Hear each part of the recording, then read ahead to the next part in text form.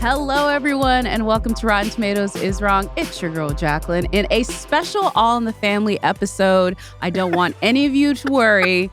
Mark, this is going to be fun, don't you think? Yeah, I mean, if it's All in the Family, Mark Ellis, get to be I'm Archie Bunker, and then we have a meathead. Yeah. A meathead. I get the reference. That is, of course, the dulcet tones of producer Brian, who's joining us for a very special episode of Rotten Tomatoes is Wrong. Finally, you made it. Yeah, getting you outside of the booth, as it were, and into the conversation. This is a movie that folks had a lot to say about when it came out, and there is a lot to be said for the fact that it is 38% rotten on the Tomatometer, but it has a 74% audience score, just shy of audience certified fresh. And listen, it is something that you should check out over at RottenTomatoes.com. The stars of this one, Florence Pugh. Her number one movie is Little Women. We also have Chris Pine in this one. His number one is Hell or High Water, a favorite of mine. And be sure to check out the Versus episodes, Florence Pugh versus Saoirse Ronan, a Little Women episode, and the episode that got everyone talking about how awful one of these names is. That is the Versus episode. Chris Pine, Chris Hemsworth, Chris Pratt, and Chris Evans versus... All hosted by Mark? All hosted Written by Mark. and hosted. So I came up with the winners. I will tell you this right now. Florence Pugh versus Saoirse Ronan was... Because, I always forget who won 5 minutes after I write it. Yeah. So... Saoirse Ronan ended up beating out Florence Pugh in this one. I mean, a couple years later, I don't know, because Saoirse Ronan was the second youngest 4-time Oscar nominee. Wow. Ever. Do you know who number one is? Here's a hint. She loves bow and arrows and tripping on red carpet. Jennifer Lawrence. Yes. Jennifer Lawrence. And I did that same joke in the episode. And then as far as the Chris's go, I'll let the audience guess which Chris I picked for my overall winner, and maybe I'll reveal it at the end of the episode. Oh, that'd be a good one. Yeah, And nice little tease. This is back when we had the Chris's debate, and then we were all shamed against it. But this is Don't Worry, Darling. Like I said, this is a movie that was the long-awaited, I guess, follow-up for Booksmart for Olivia Wilde. This is supposed to be her leaning into her auteur bag, and then it all maybe went right, maybe went wrong. But before we get there, Mark, what is the plot? Let's talk about. So, Don't Worry, Darling. You just want the plot of the movie, right? Yes, not please. The plot of the Not the plot of everything Yeah. around it. Look, producer Brian is so scared that we're going to get him in trouble. He's like, I not only do not want to get in trouble, but to get in trouble in the episode where I am a part of it, please. That's why we have a whole legal side over here at Rotten Tomatoes. I have it on good authority. Our lawyers are some of the most fervent fans of this show. So they I may think be we're doing listening right by them. right now. Yes. You never Shout know. out to our incredible legal team who has bailed me out of jail multiple times at 3 a.m. For Don't Worry, Darling, at least the movie plot is as follows. So remember the 50s, how great and idyllic they were, and you just had the men would leave for work for the day, the women would stay home and take care of the house. Well, let's put that setting into a desert and make people guess what the hell is going on. What are these top secret jobs all the men go to? And how come all the women seem kind of Stepford wife-ish? And we have Florence Pugh in there. We have Olivia Wilde in there. We have some husbands, including the husband of Florence Pugh, played by Harry Styles, Jacqueline's favorite. And so we're looking at Harry Styles and Florence Pugh, and they seem to love each other. They have this great relationship, but then they all go to this mysterious work. What's going on? Florence Pugh starts to have these weird visions. She's seeing stuff. Is it there? Everybody's telling her she's crazy, and it just continues to unravel. And when we meet the mysterious figure behind this job that all the men in town have, Chris Pine's character, we say, wait, what is this feller up to? It might be no good. And our mystery continues from there. Twists, turns ensue. A lot of people compare this to like a feeling of a Black Mirror episode. I'll say for me personally, I was surprised multiple times watching this film. Wow. I'm not the smartest moviegoer, but I was surprised. Wow. Great. Did you see this movie for the first time? For the first time, I watched it 16 hours ago. Wow. Same. Well, like 2 days ago. Oh, really? Yeah. Okay. I didn't see it in the theaters, but we'll get into it. Post-Vegas hangover Brian watching Exactly. Don't Worry, Darling. Yes. I did avoid this movie. I even made a TikTok about avoiding this movie. Oh. I did. I was just like, I can't. There's too much has happened. Like, it felt like a Vietnam type situation. But I actually think I watched it the first time it went on streaming. So it was like, Okay. I just, the thing I appreciated about this for like 20 minutes. This movie was a part of the awards conversation. Yeah, it premiered at Venice. It premiered at Venice. And then for like 2 months after that, the fans, like the Swiftie versions of this movie's fans, tried to pretend it was actually a part of the awards conversation. But eventually, I just hate when those movies, like, they linger around like an old boyfriend. And this movie did that. As in case you can't tell, I don't think Rotten Tomatoes is too wrong, about this one. I actually think... look, the vibes and the beauty is immaculate. There's not much else there is. And I mourn the movie that we missed. So I will kick it off by saying that I think Rotten Tomatoes is wrong because it should be lower. But that is me being partially petty, but very much accurate. Mark, where do you live? I'm not where the audience is at 74%, but I can get this movie to fresh. I think that Rotten Tomatoes is wrong. I think 38% Rotten is more of a Jupiter Ascending score, the movie that we had a couple weeks ago. And Don't Worry, Darling, again, I was locked in. I was invested. There's some characterizations that I have a real issue with. I feel like some very important characters got a little shortchanged in favor of just a little more window dressing that I felt was unnecessary. But I was locked in. I was hooked. I was invested in the main characters, and I was taken on a ride. And I think that the movie ultimately ended up paying off in a way that I wasn't expecting. Like I said, twists and turns ensue. I didn't predict a lot of it, and so I was a captive viewer the whole time. What about you, Brian? I would say it's right.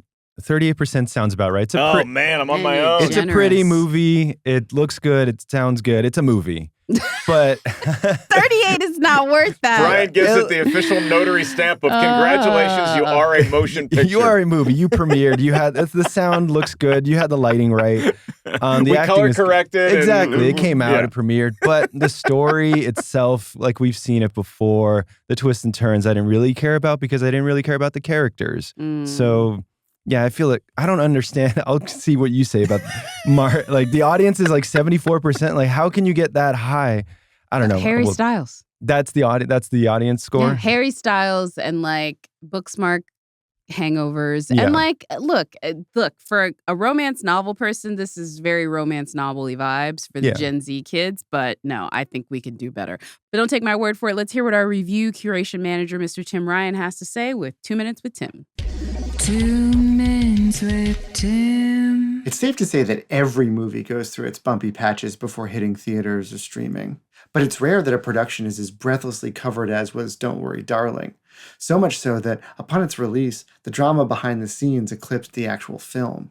And critics found the actual film to be something of a disappointment, praising Florence Pugh's performance and the crisp visuals while bemoaning the uneven narrative and an overabundance of ideas. Don't Worry, Darling is at 38% on the Tomatometer with 353 reviews, and it has a 74% audience score. So what did the critics have to say? In a Rotten review, Linda Holmes of NPR wrote, "The issue with Don't Worry, Darling is that it creates a beautiful lock and a perfectly passable key, but when you put the key in the lock, it doesn't quite turn. You don't get that satisfying click." However, in a fresh review, Wendy Ide of the London Observer wrote, "Pugh is phenomenal, throwing everything she has into her role and carrying large chunks of the film more or less single-handedly." The Rotten Tomatoes critics' consensus reads, "Despite an intriguing array of talent on either side of the camera, Don't Worry, Darling is a mostly muddled rehash of overly familiar themes." So that's Don't Worry, Darling. Let's kick it back to Jacqueline and Mark, two people who want you to keep calm and carry on. Back to you, folks. As you Brits would say. Yes. Also, can we also talk about the lack of punctuation? It should be "Don't worry, comma, darling." I'm not going to penalize it for that because the Beach Boys song "Don't Worry, Baby" also does not have a comma in it. So yeah, that's the problem. It's a problem. It's a problem. The title, the punctuation in the title is the problem? It's like, that's where it starts? Look, this is what I would say to you.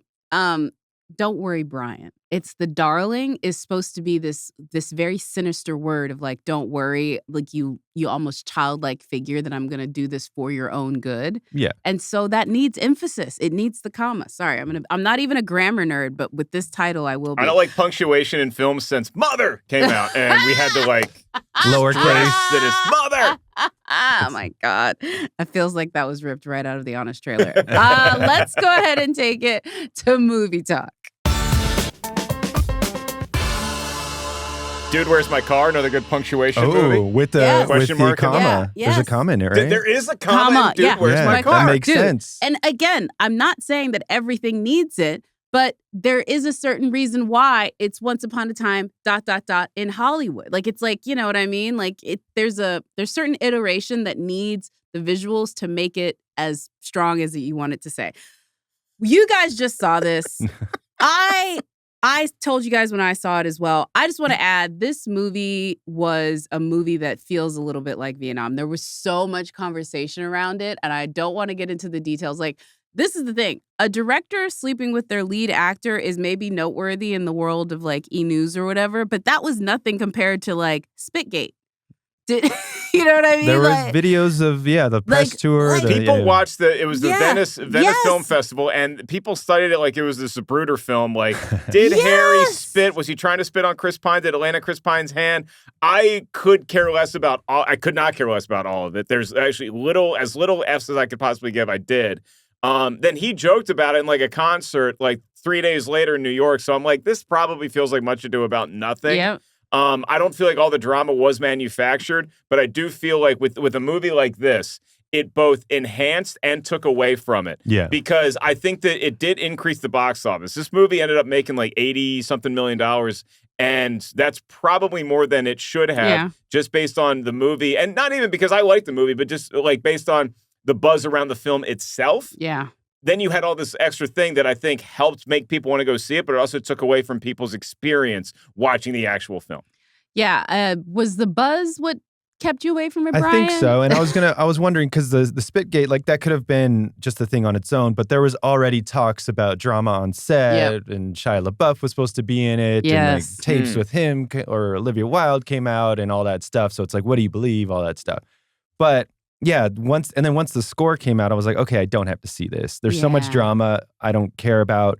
And then the score says it's not even good, so I just skipped it in general. Yes. I didn't even know what it was about. I had no idea. I'm serious. I had no idea what this movie was about, because you just had that like image of Florence Pugh and Harry Styles in bed, and it's like, okay, is this a romance? What is this? And then the spit happens, and then we're talking about serving papers to an ex-husband, and then we're talking about magic salad dressing, and I'm like, what exactly does any of this have to do with my world as far as caring about a movie called Don't Worry, Darling? So I had no idea what it was about. Did we get you to do the synopsis of it? You gave us the fairly good synopsis, right? I gave you a great synopsis. She already forgot. There was. It's like watching the movie and then forgetting exactly what was the movie. I did forget. I did. Not no. me. I remember. No, I was just making sure you didn't want to give us more of the breakdown. That's the only thing I was checking with. I was like, do you want to tell me more? Like, I'm like, did I read between the lines of what you're trying to put up right now? Like, are you trying to be like, Jacqueline, you forgot some because that happens, ladies and gentlemen. Little like behind you forgot the to scene. not curse on the show. The producers because here I edit the show in the building. He's got a mic. Look out. Anyway, sorry. Listen, it's a tick. I gave a synopsis of the movie, not of the drama. Maybe Not that's of what the you were drama. waiting for. No. Listen, the only thing I will add to this, for everything the good, the Spitgate, the who said who, the videos misflow, Florence Pugh showing up on a motorboat in Venice with a Aperol spritz and her little short shorts and her little coat with her grandma in tow, walking up while they're sitting in a press conference getting grilled by reporters about why she's not there and all of the drama on set. That is one of the most iconic moments I will ever see in movie making. Like, that is like unbothered, but still fabulous to a level that I do not resemble that. I aspire it in everything that I do, because she just walked in. Like, there was TikToks of her just like, and they're inside getting grilled in that And moment. so she didn't actually go inside No. to join the circus. She was just kind of outside enjoying a cocktail with grandma. She literally did like the I'm just here not to get fined version of showing up for a film And you festival. took your grandma to somewhere. And she Yeah, took her that's grandma to the nice, yeah. festival.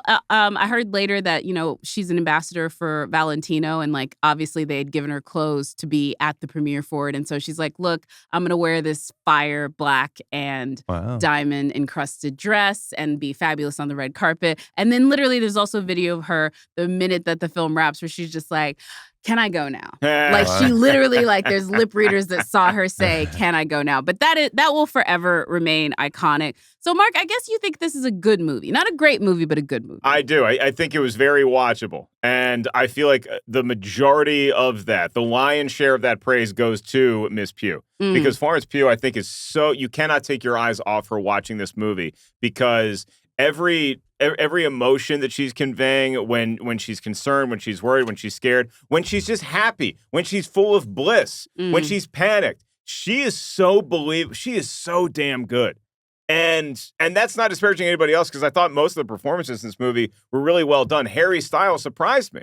And their coupledom, I thought, was actually like something to like aspire to at the beginning of this movie because you're looking at them and they seem to have a connection. They seem to have a love that is unique, even on their little Wisteria Lane street, where you have Olivia Wilde is in a relationship. Nick Kroll's in a relationship. My buddy, comedian Asif Ali, is in this movie, and he's great. But you look at like their partners, and they don't seem as happy. They don't seem as like the perfect couple as do Florence and as do Harry. And I think that for me, watching this film, not really knowing what it's going to be about, what's going to happen, is you think, oh, well, that's because they're just the two of them and they're not having kids. And they don't seem like they want to have kids. And I'm like, yeah, that's how you do it because I don't want to have kids either. And I live a pretty happy life, a pretty simple life, I would say, compared to where it's just pure joy, where as opposed to a lot of my other friends who have kids who have like, deadlines and bills to pay and all that stuff I don't have to worry about. So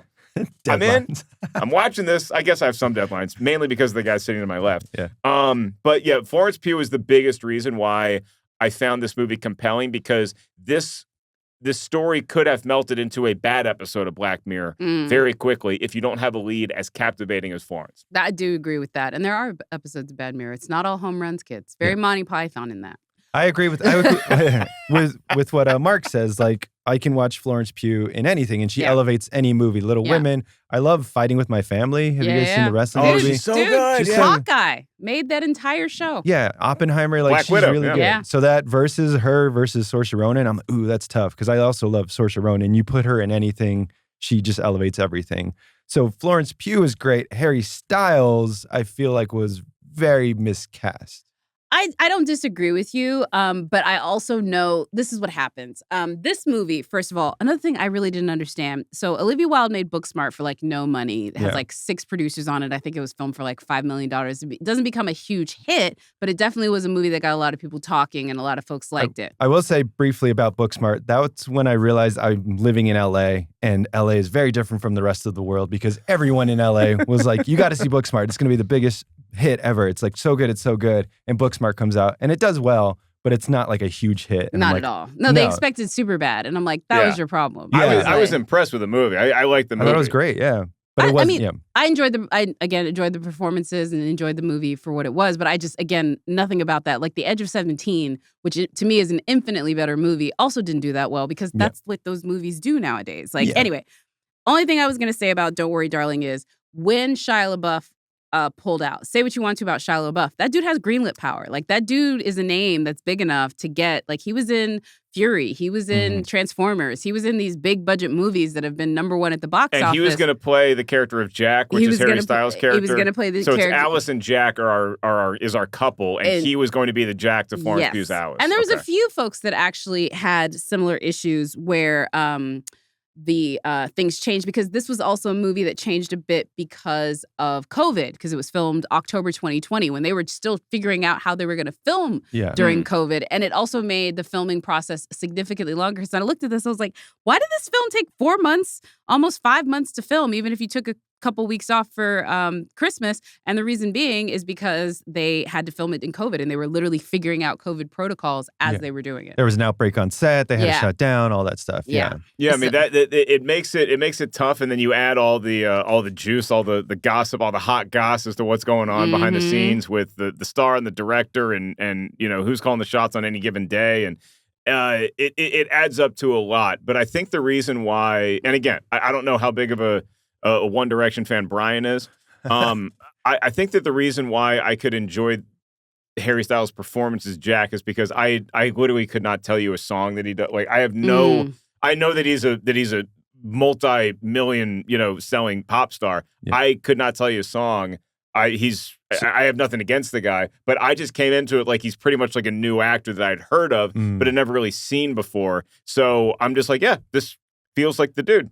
I think like the character of Jack, if you really look at how awful he is in the sense that he's tying his girlfriend down every single place, but that's something you don't find out until the end. Yeah. The character that we see both in the simulation and outside of it doesn't fit. And Harry Styles' look doesn't necessarily fit. And I think that has to do with the fact that, again, they made adjustments when they put him on it. Because look, Harry is what made the movie stay active. His name, his recognition. I mean, the last movie that he did was with Chris Nolan, where he actually got fairly decent reviews for that. Yeah. It was Chris Nolan, I might add. So it's like, It was Dunkirk, and there's a lot of people in You know Dunkirk. what I mean? And he wasn't But he got- acting much. He was just kind of in a boat. But he got good press from Yeah. it, and people were very much like, oh, okay, this is a guy that might have an acting career. They all have to start somewhere, kids. Yeah.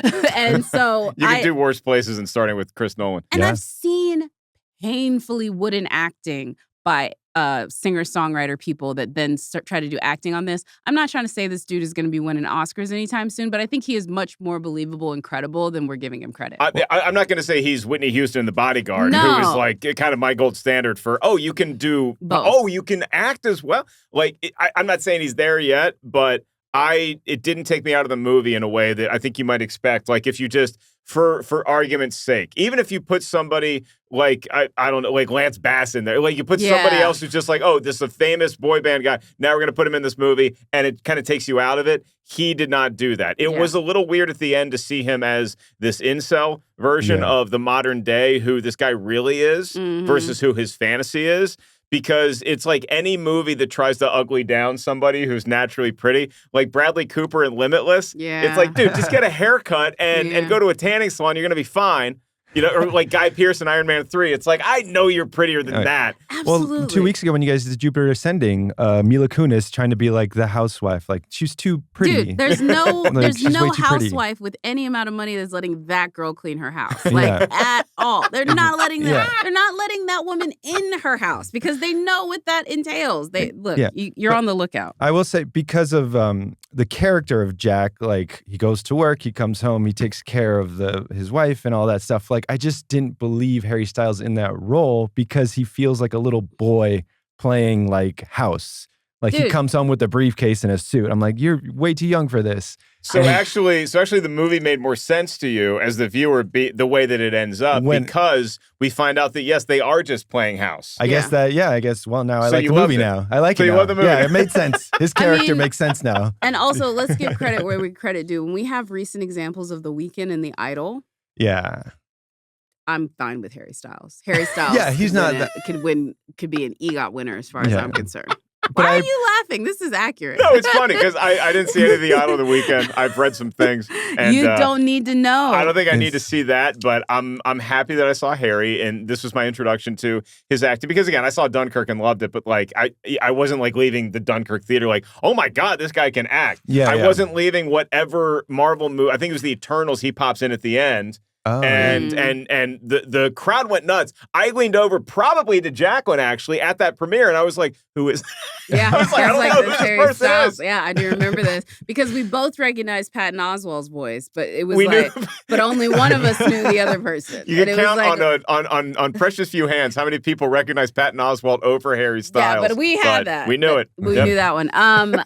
Let me also go ahead and say too with the story, because I think the story also kind of got an interesting rap because it was a story that people had read. This was a Blacklist script. For folks that don't know, that's every year they put out the Blacklist, which is the 10 best, most liked screenplays of the year that have been unproduced. And a lot of really great films. Like even this year, I think both The Holdovers and May December were Blacklist scripts before they ended up being now Best Picture nominees. This, Don't Worry, Darling, was a Blacklist script by Carrie and Shane Van Dyke. And people knew, at least Hollywood people knew, that they had made significant changes to it. How did you feel like the story played, Brian, like overall? Like, how did you feel about what it was trying to do, what it did do? Again, I feel like I've seen something like this before, and I read that Olivia Wilde cast Florence Pugh after she saw Midsommar. So it's like the similar kind of thing where like Florence Pugh's thrown into this world, stuff's going on, she's like reacting, but it's like the whole story of Don't Worry Darling. It's stuff I've seen before with like Get Out, with all these other things where I'm like, doesn't feel like anything new. And I don't know. I think you were going to say you wanted to read the ending of the original ending to see. It just none of it worked for me. Like none of it.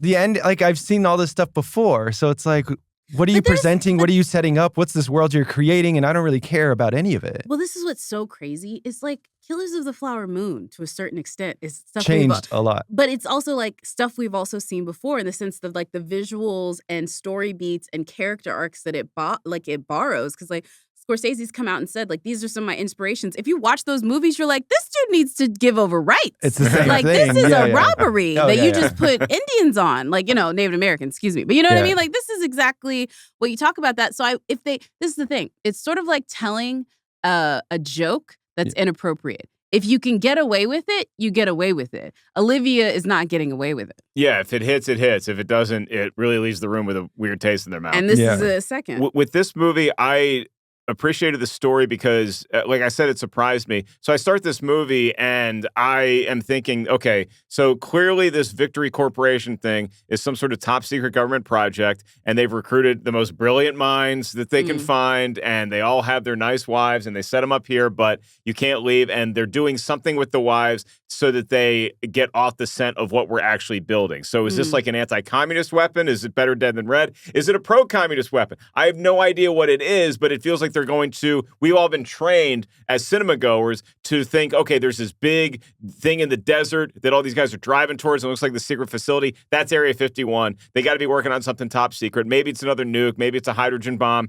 And then you start thinking, okay, well, now we're having these weird things. And so the government, and so I just had the government in my head the whole time. It's like, they're the ones who are perpetrating, who are making these poor women, Kiki first, and then Florence, have these freak out moments. And now we don't trust them. And the whole thing just being this simulation that was like something you'd see in Black Mirror, I thought was just so cool because I never saw that coming. My viewership did not I guess my predictability didn't get to that realm where it could be out of time and place, where now we see her in a modern setting and we see cell phones and we see Harry at a computer, and you're like, this guy isn't as cleaned up as the guy from the 50s. So what changed? Well, what changed is that we're no longer in his fantasy world. It's so interesting, too, because this does seem a movie where, like, if we knew less, it would have done better, because that experience that you had with it probably makes it so much more impactful. I think the experience would have been better,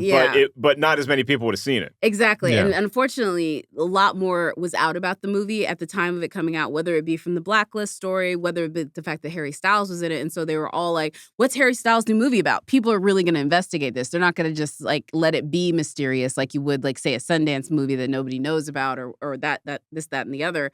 But I wonder if it could have had that sort of let me figure it out as it goes. Because the other thing for me is I knew what the original ending was. It was that Victory Project, all of that stuff was added just to get Chris Pine attached. None of that stuff was there before. It was literally just a bunch of incels basically hotboxing their VR so that they could, destroy the women who had been put upon. And it was much more of a revenge thing. It was much more that these men were wronged by either ex-wives or girls that were about to break up with him. The movie, the original script starts with him reading divorce papers and essentially tossing her in there as a way to keep her from divorcing him.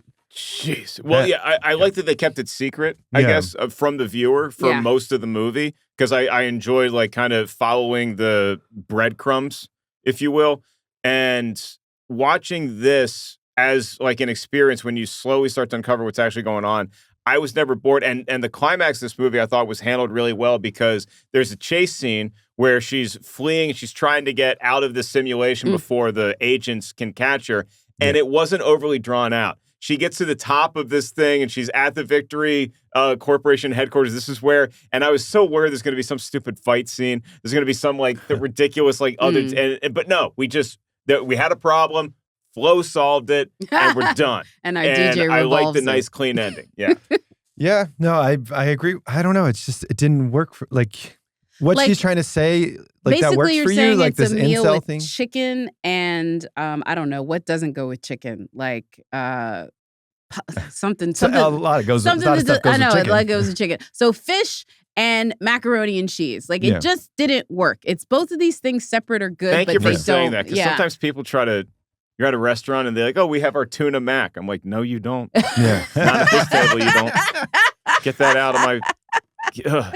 Well, But that's like, I think what you're saying Yeah. is like, it's not even that there weren't bad parts, because you've mentioned some of the parts you like. They just Yeah. didn't gel. Exactly. Yeah. And like now that you mentioned the victory stuff was added on, that kind of makes sense because it doesn't really go anywhere or do anything. And then when Chris Pine, spoiler, gets killed at the end, you're like, okay, what does that do? And Gives him an excuse to be in the movie. I get, and yeah, and his wife Gemma Tran, I think it is, like does the killing. Yeah. Is that supposed to be like, oh my gosh, like She's awake now. oh, okay, oh, so Maybe- she's in the simulation as well. Yeah, I maybe see. she figures it out. Like that's the My other thing. my Yeah. read on that was they were in cahoots with this. Yeah. And she is just realizing that this man is feeble and that she's going to be the one overtaking the entire operation. Oh, That's how I read it. wow. I see. I read Nobody it as stopped chasing her after dude's dead. fair. Oh, okay. Everybody else continued the pursuit, and so Gemma's in charge now.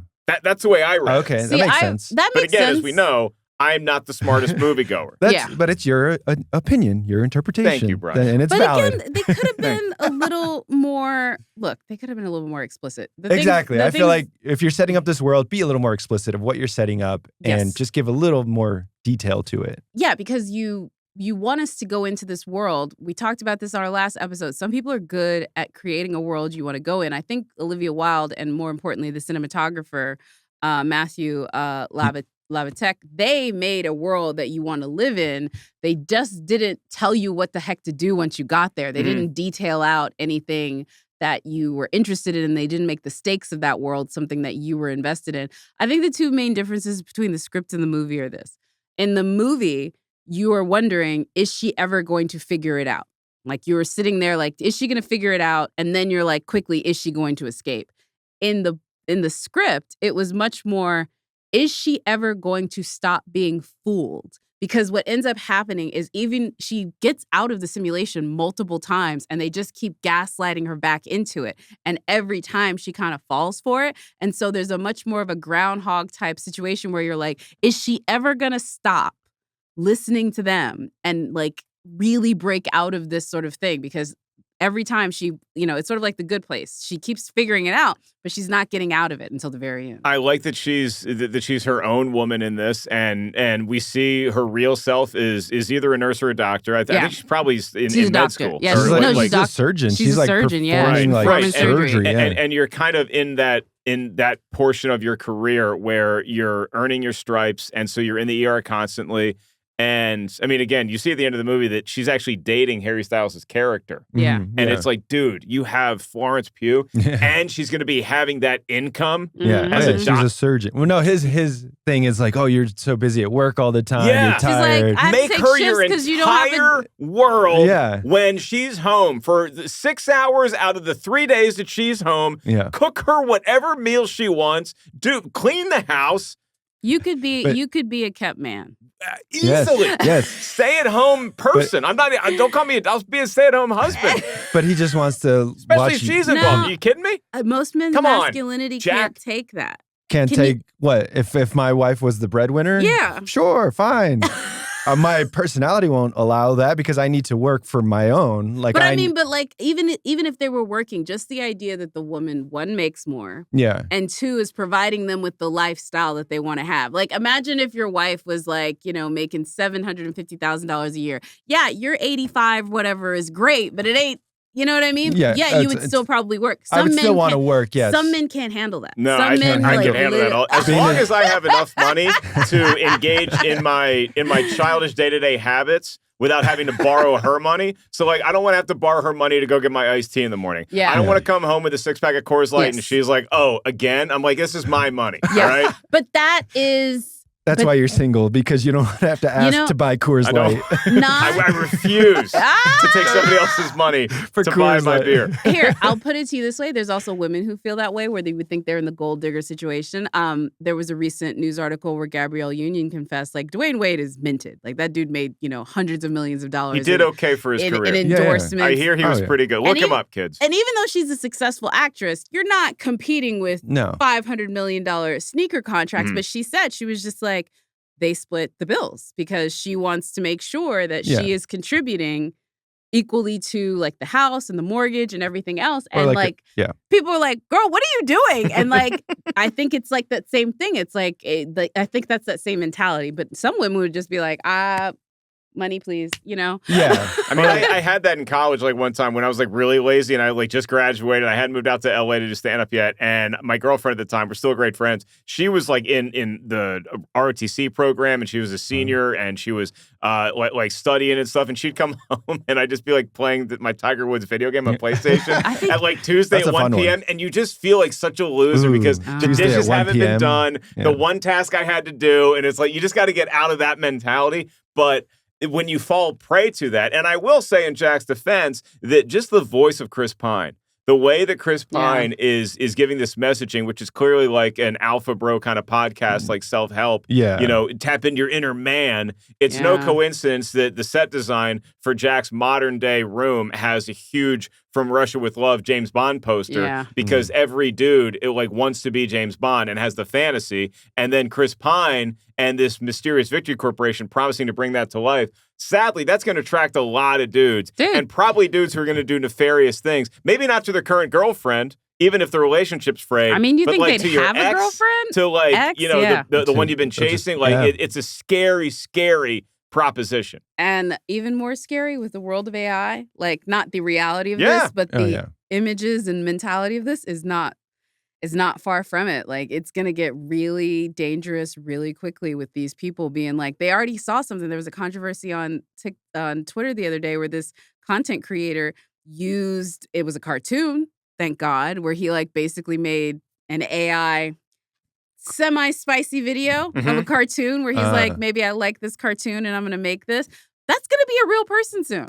It's already been a real person. Yeah. I mean, I hear George Carlin's doing stand-up again. Exactly. It's weird. It's one of those scary things. And so I like those sort of harbingers of the future, even when they hit a little too close to home. Like Alex Garland's Civil War is one I'm really excited to watch, but also terrified to watch. What I really appreciate about the movie is how it transported me into whatever, era it wanted to be. So when we felt like modern, we did feel in their like little apartment, we felt cramped. And we felt like there wasn't enough space. And then when we go to, I'll say the 50s for the simulation, it did feel like what, you always imagine us looking back, not having lived through that time, the 50s were, where to some people, to some people, yeah, to a certain race of people, and to a certain gender. Yeah. What I'm coming to understand, if I'm reading a lot what we say, what our idea of the 50s is really just what advertisers' idea of the 50s is. Yeah, like movies and television shows. Movies, televisions, and advertising. That is the only place that this version that's in Don't Worry, Darling ever exists. That's the genius of this movie because it looks too like that, too corporatized or too structured or too whatever. Like this wasn't the real experience of the 50s. No. And then we come to realize,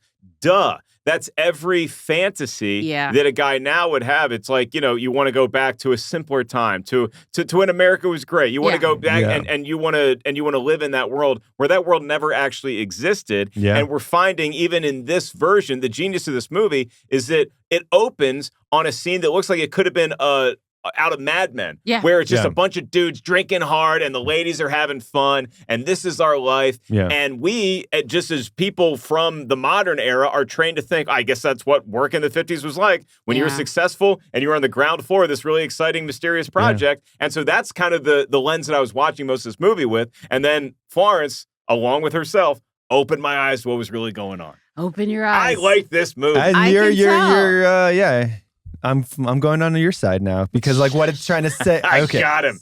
A little bit. I'm not like, this is a great movie, like, but I understand what she's trying to Jacqueline say. and I have been trying to win you over to our side, our respective sides, for the last 3 years. Yeah. And the fact that I might have just done it. Yeah. That's just disheartening. She can't. She's never going to let me live this. Yeah. No, what it's trying to say and what it's like trying to do about the incels, saying like, what I want to make America go back to when America was great in the 50s, the idealistic world of the 50s. Back when men could be men. When men are men and women it were has subservient. the nuance and subtlety of a sledgehammer. Exactly. Yeah. I'm not saying it's the greatest way it's being said or told or Come on, don't make me go in on this movie like I wanted to. Listen. What? So obviously you're being converted. So do you have a scene that like stands out in your mind? Like I feel like I've lost you to Scientology. Like I really do. I mean, yeah, when they go to the future and you see like I get what she's trying to say with the movie. When he's just like at his desk, Harry Styles is at his desk, he's listening to the little podcast, whatever, saying like, I'm not a man, you need to be a man. And so that sets up the whole thing. I'm like, okay, that makes sense. This is what you want and this is what you're saying. Does it work out throughout the movie? No, like that's the brilliance of the film to me is that, and that's also why I'm a great candidate for husbandry, is because I'm not gonna be radicalized by a podcast that says you're not tapping into your inner man. You need to be like what men used to do. I'm like, that's what they used to do. Now you know what they do? They sit at home, they play video games, and they wait for their doctor wife to come home and love on them a little bit. I watch this movie and I want to watch it again because I feel like there are a lot of hints that they leave as to where this movie's going that I'm just, again, I did my olive oil instead of butter trick on my microwave popcorn and I'm crushing it watching this movie and Molly's asleep and I'm totally locked in and maybe some herbal medication kicked in and I was really along for whatever the ride that this movie was going to take me on. And I think that it was partially because I was able to block out all of the gossip, all of the press surrounding this movie that was unintentional. And the fact that I'm coming to Harry Styles is pretty much of a newborn as far as experiencing who this artist is. And so I'm not coming into him from the world of music. I'm just looking at this as a performance. And I feel like even more so in retrospect that Nick Kroll and Asif Ali were perfectly cast, as well as their female companions, whose names I don't have in front of me. I apologize. Kiki Lane that's his girl now. Kiki Lane? Really? Yeah. In real life? Yeah. Oh, wow. I'm pretty sure the Indian gentleman in this, I believe that they are now a couple. Because Kiki Lane it plays Margaret. Sorry, I remember reading a story saying like the best thing to come out of that movie was I met my partner. Yeah, that's exactly right. Yeah. Sorry. And Kiki's performance, I feel like got a little... It didn't... I would have liked to have seen more of her on screen. Yeah. Because she is sort of this warning of what's actually coming. Ariel Stacho? Is that him? No, Kiki Lane is Margaret. No, who's the guy that you're a friend of yours? What's his name? Asif Ali. No, that's not He plays Peter. No, it's Ariel Stacho. He lives in the house on the other side of the street. Got you, But they're all in that little cul-de-sac. Yeah. And so I liked that Margaret was this kind of warning. And I would have liked to explore that maybe a little bit more. Yeah. But I feel like the movie served its purpose. And I can't stand movies where it gets too bloated at the end and it's this elaborate chase sequence. I thought that this chase up to the top of the mountain and the resolution were very clean and were not overly steroided. Yeah, okay. I agree with that. I also like the scene where she's like she goes beyond the little trolley where the guy's like, this is my last stop. And she's like, no, I'm going to step further because I'm figuring it out. And then she just wakes up and they just tell her, oh, you've been asleep this whole time. I think if I had to have a favorite scene and moment, I liked Kiki's death scene. Obviously, I didn't like that she was the first to die. Right. It's so funny that role was originally going to be played by Dakota Fanning because I do think it was a bit of bait and switch. Dakota Johnson, thank you. Dakota Johnson. And she had to pull out due to scheduling because that wouldn't have been what the film got accused of, which was killing, like it's two tropes. It's like she's the person that knows what's going on. So in this like tech realm, she's the magical being that is able to see through the artifice. Yeah. And she's also the first to die. So you're hitting two tropes of Black people in movies in one failed jump, but it was good. She served that like I was in an Academy nominated movie sort of vibes with that one. We could go on about this one forever. Again, I don't like this movie. I don't think I was completely eloquent about why I just like it. It's just a bit tropey. The script was better. There was a lot more, I think, that could have been said because for everything y'all said about like the Victory Project or whatever, those beats were so much better alliterated in the script and they were kind of butchered in this version. But that is a conversation for a different day. Yeah. Let's go ahead and break open our mailbag. Back when Brian and I are going to start our letter campaign to the New Beverly to please put Don't Worry Darling on the big screen so we can watch our favorite movie. You know, it check would it out probably again. sell out. Like I don't even know if I'm in the minority, but there's a very vocal group of people that live for that movie. But some people like candy corn. Moving on to the mailbag. Ketchup crew member Dustin Mills. Picture this. Illinois, snow day, circa 2004. 17-year-old me is stuck at home and Eurotrip is playing all day on HBO. At the time, I thought it was the greatest movie of all time. At 47% RT score seems really good, and a 75% audience score seems amazing for some movies. Is that really good? Well, maybe not. I haven't seen have not seen it since, and I have attempted to rewatch it. I have attempted to rewatch some of my teenage favorites, mostly to disgust and disappointment. American Pie films exempt. I really got to know what's going on. Help. So I guess he doesn't like it now. No. So Dustin is saying that a lot of those movies from that era haven't held up, but he has yet to rewatch his precious Eurotrip. And I'll tell you this, Dustin. Jacqueline and I got to do a fun project with the good folks at National Lampoon. Yes, we did. And involving a lot of like their great comedy library. And Eurotrip was one of the movies that I'd never seen before. So just to get ready for like the day of shooting, just kind of get into like a comedy mindset, I decided to watch a comedy I had not yet seen. Eurotrip was the play. And I laughed my ass off. Really? It is so funny. Every scene has these great, like, random characters that show up. Fred Armisen. Yeah. Matt Damon. Matt Damon shows up. The Matt Damon of it. Yeah. And Scotty doesn't know. It was so funny. Yeah. I was blown away. So I think you're going to rewatch it and actually agree with the audience much more than the Tomatometer. That's for me. So you think it holds up as time has gone by? I guess so, but I never saw it back in the day. I That's know my first Road time seeing Trip it. does. Road Trip still holds up for me. Yeah. Like I've watched Road Trip recently. I haven't watched Eurotrip recently. And I think I even said this on that thing we were chatting about it, but it is still great. Yeah. That's why I never saw Eurotrip, is because it felt like it was just going to be this pale imitation of Road Trip. Yeah. And I liked Road Trip a lot, but I think Eurotrip might actually be funny. Yeah. Nah, I love Road Trip more, but I love Eurotrip too. Yeah. It was a perfect time for me. I was 14 when it came out, so I was like, "This is my movie." Of just like 14? To quote, I was 43 when I watched it, and I was like, "This is my movie." I was. And it is still your movie. I was on a Euro trip. This was my senior year when I was literally in France studying. 2004. You got us both beat. Wow. Yeah, the next year I graduated. Anyway, that is crazy. Go ahead. No, I was gonna say like I brought up this mailbag because I know going back to the early 2000s comedies, like, does it hold up? Is it still funny? And I feel like Eurotrip is. And but there's some, I don't know which movies where I'm like watching it again, like Waiting. Have you guys seen Waiting? I still like Waiting, but I waited tables. Okay, see, that's a good one. I haven't seen for Waiting in a long time, and I remember the appeal was it had Dane Cook in it for me.